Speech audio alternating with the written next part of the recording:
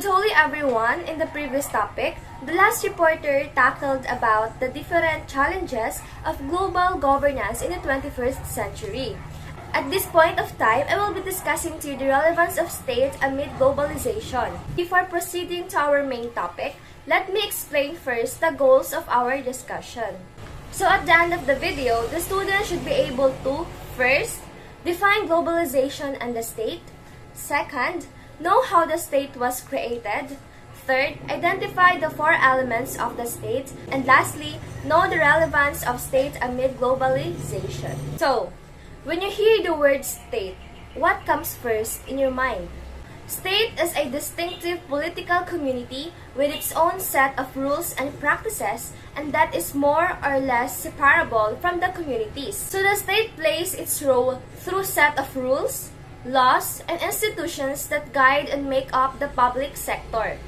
At this juncture, let us tackle about how the state was created. States are created through, first, discovery and occupation. It occurs when a territory belonging to any state is placed under the sovereignty of the claiming state. Second, we have prescription. It is when a territory is acquired through continuous and uninterrupted possession over a long period of time. Third, we have the cession. It involves the peaceful transfer of territory from one sovereign to another. Fourth, we have the accession. It is the increase in the land of the state. And lastly, number 5, we have the conquest. It is the act of defeating an opponent and occupying all part of the territory. And to know more about the relevance of states amid globalization, let me welcome to you our next reporter. So good day and good holy everyone. So at this moment, let me discuss to you the elements of the state, the government, and the overall conclusion. So there are 4 elements of the state. The first element of the state is the people. So there must be people residing in a state, which should be sufficiently numerous to be governed and be self-sufficient. The second is the government.